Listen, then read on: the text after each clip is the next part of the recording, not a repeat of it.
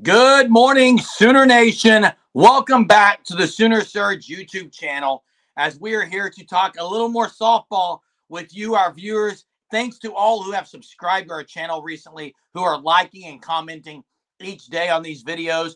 Also, we really want you to check out the fanstop.com. Check them out. Look at the officially licensed National Championship 4-peat shirts. They have the gray, they have the red. You won't want to miss it. Fanstop.com. The links are in the description. Check them out.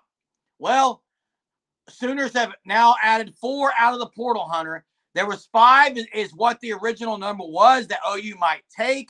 We're here to do a little recap of the 4 that they have gotten out of the portal.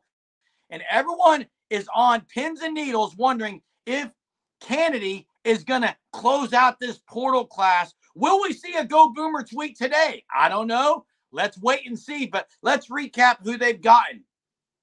Yeah, Oklahoma's filled 4 out of the 5 roster spots. The 21 number is the limit, and there's one big player remaining in the portal in Najee Kennedy, the best player in the transfer portal, hands down. Probably, I would even go as far to say the best transfer in the transfer portal era. I mean, really, it's such a dominant pitcher. What she was able to do her freshman year, and then last year winning Player of the Year at Stanford.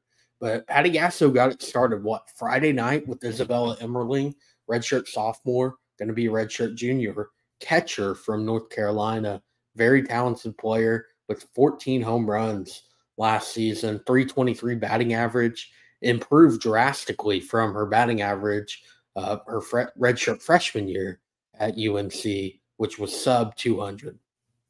Yeah, and to me, catcher was the position you needed someone who was a little older. Out of all the positions, that probably, and look, Patty Gasso, yeah, she's pretty smart. She knew exactly what they needed. Going and getting a young catcher, you got 2 great prospects coming in at catcher that are young. So I think adding that veteran type of catcher was a huge deal for OU to pick up first out of the portal. Yeah, absolutely. And 14 home runs in the ACC, a very good softball conference.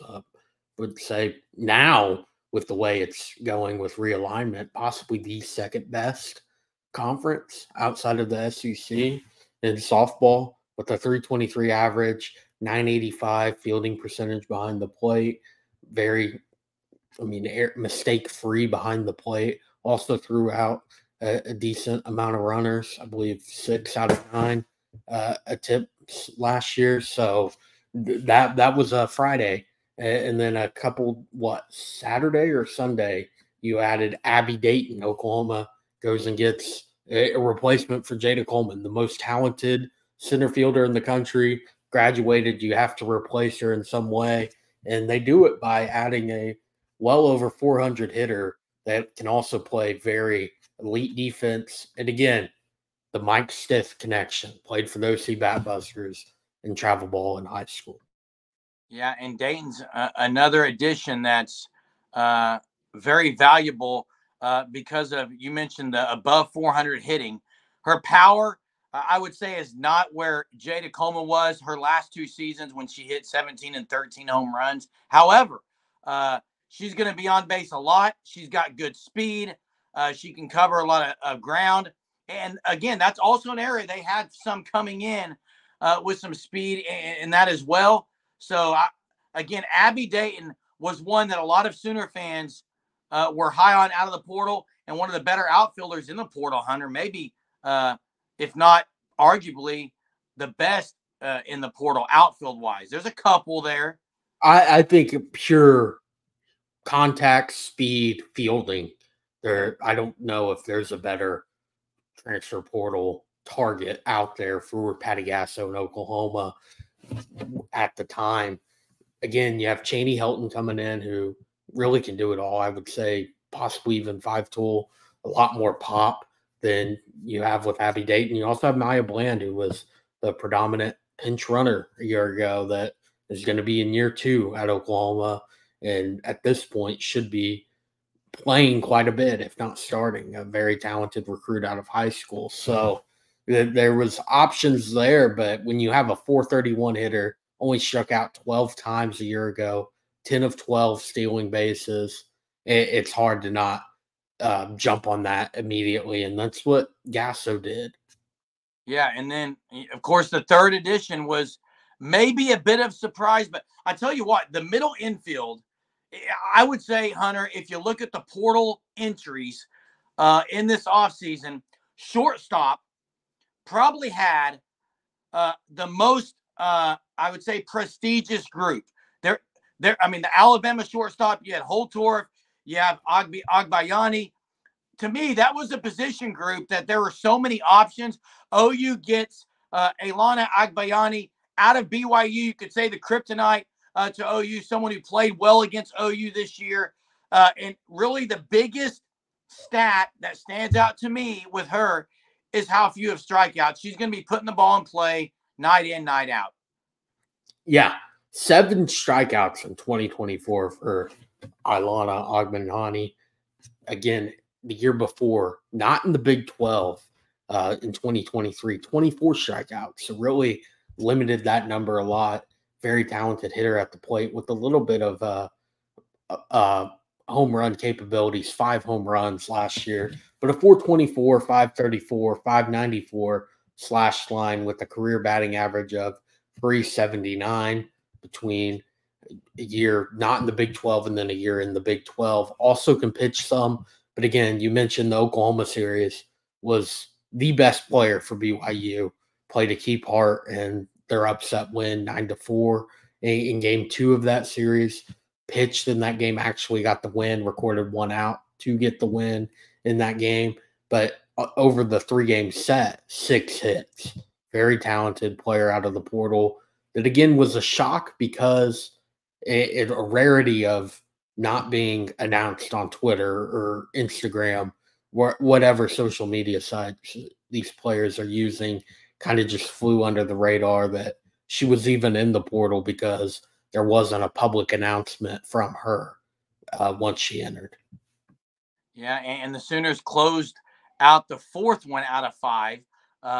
They got one yesterday, and that's in Bella Smith, Isabella Smith out of Campbell University, a right-handed pitcher with a 1.56 ERA, someone who's going to provide much-needed depth to that staff of 3. Now is 4. With Agbayani, you could say it's 5, but again, depending on how she will be used. And, of course, everyone is wanting Kennedy to kind of round out this portal. But I don't think you can downplay the addition of Isabella Smith and what she possibly might do, like a Carly Keeney did for this team this last year.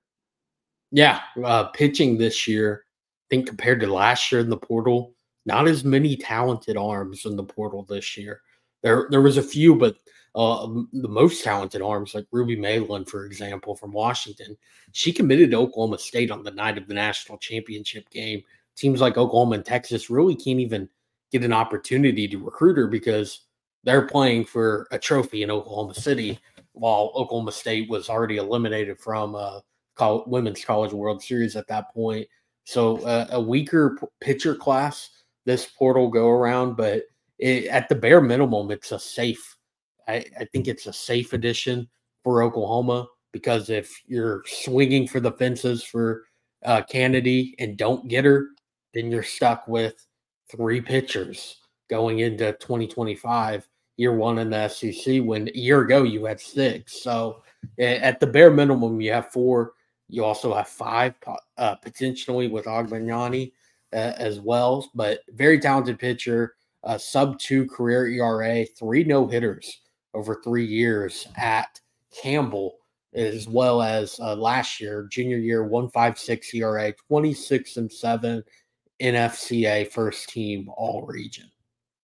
Yeah, and with these additions, you look at this possible lineup and things, and Hunter, I think the power, you've got Pickering, Parker, and Sanders there who are going to be, I mean, they're going to be your lead long ball hitters along with the catcher, the transfer catcher. But I think Patty has built out of this portal. She's probably gotten exactly what she's wanted. And now the big question is Is Kennedy going to be a Sooner? Or is she going to want to be part of a team to join up with to try to maybe not allow this team to win a 5th straight national championship? Yeah, I think only time will tell. I don't think it's going to be anytime soon. You have Team USA softball in Japan coming up, and really a few days from the time this video is going out.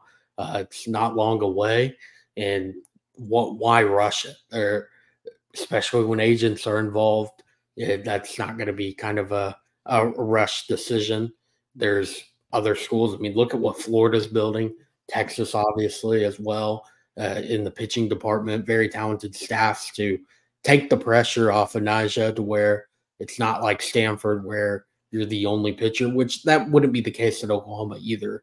With Kirsten Deal going to have an elevated role this year 3 for her at Oklahoma. Peyton Monticelli, year 2, going to have an elevated role. Then you also have Audrey Lowry, and then Bella Smith, who we just mentioned, very talented pitcher out of Campbell that is going to be a redshirt senior next year. Played a lot of college softball, 26-7 in 2024. So there's a lot of options for Kennedy out there. I just don't think it's going to happen before that trip for Team USA softball. Well, here's what I'll say, Hunter.